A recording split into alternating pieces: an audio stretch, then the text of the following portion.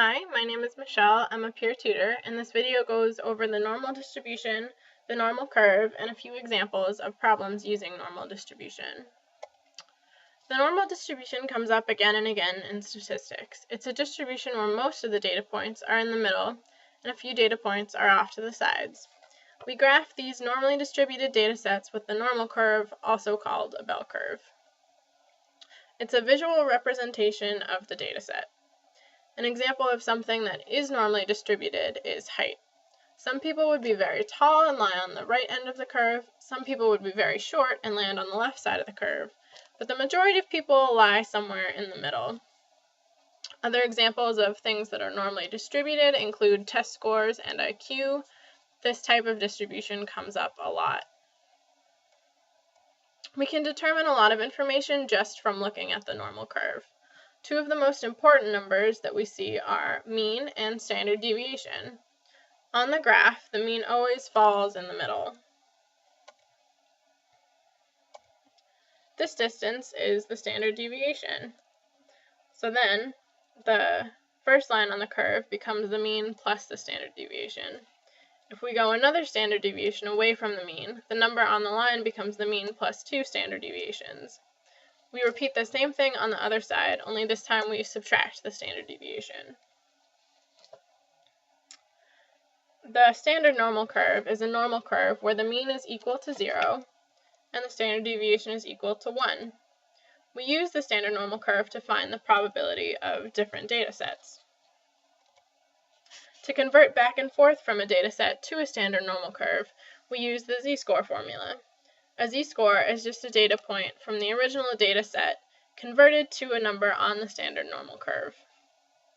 In this formula, mu is equal to the mean and sigma is equal to the standard deviation. These numbers do not change as long as you are working with the same data set.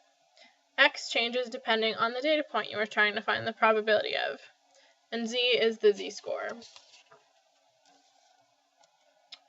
Let's say that we have a data set where the mean is equal to 204 and the standard deviation is equal to 48. We are interested in finding the z-score of 360. We would plug the numbers we have into the formula to get a z-score of 3.25. Here's another problem. This time we have a mean of 10, a standard deviation of 1.4, and an x of 8.7. Then the z-score becomes 0.93. The standard normal curve helps us find the probability of a data point, as each z-score has a set probability. The total probability of the normal curve is always equal to 1. To show the probability of a data point on the graph, we first draw a line up from that data point and shade in one side of the graph depending on which side of the graph we are looking at. To show the probability of more than or greater than a data point, we shade in the right side of the graph.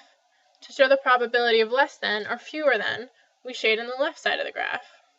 Notice how both graphs show the same data point or z-score, but show different probabilities. Be careful as you go through problems to keep in mind which probability you are looking for. If you are looking for the probability of a z-score being more than 0.5, the graph would look like this. However, if you are looking for a probability of less than 0.5, the graph would look like this. One more time, here is a probability of a z-score being less than negative 1.5. To find the probability or value of p, we look at a z-score table. The table shows the probabilities of all the different z-scores.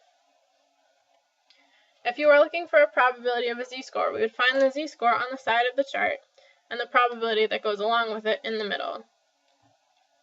For example, to find the probability of a z-score of 1.5, we would first find 1 on the left side of the chart and the 0.05 on the top of the chart to find the probability of 0.8531. To find the probability of more than 1.5, we would subtract 0.8531 from 1 to get 0.1469. To find the probability of getting a z-score less than 2.92, we would find 2.9 on the left and 0.02 on the top to find the probability of 0.9982 in the middle. So the probability of getting 2.92 or less is 0.9982. The steps to finding probability in normal distribution problems are to identify the mean, the standard deviation, and the x, to then plug those numbers into the z-score formula, and lastly, to find the probability of the z-score on the z-score chart. If you are looking for a probability of less than, you're done. If you are looking for a probability of greater than, then you need to subtract the probability from 1 to get your final answer. Here's an example problem using the normal curve.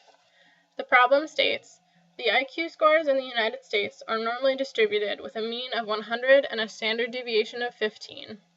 What is the probability that someone has an IQ greater than 110? First, we need to pick out the numbers we need from the problem. The mean and standard deviation are given, and our x is always the number we are looking to find the probability of. In this problem, x is 110, since we are looking for the probability of 110. Our next step is to draw the normal curve. Our mean of 100 always goes in the middle, with our other numbers based on the 100 and the standard deviation of 15. The x goes on the graph as a line, and since we are looking for the probability of greater than x, we have to shade in the right side of the graph. Since we already listed the numbers we need, all we have to do is plug the numbers into the z-score formula. The z-score for 110 is 0.67. If we were doing this with other numbers in the dataset, the only number that would change in the z-score formula would be the x. The mean and the standard deviation would always stay the same. Now we have to look up 0.67 on the z-score chart to find our probability. The z-score of 0.67 has a probability of 0.7486. However, this probability is less than our z-score, and for the problem we want more than. So we have one more step of subtracting 0.7486 from 1 to get our final answer of 0.2514. So, in words, the probability of finding someone with an IQ greater than 110 is 0.2514, or 25.14%.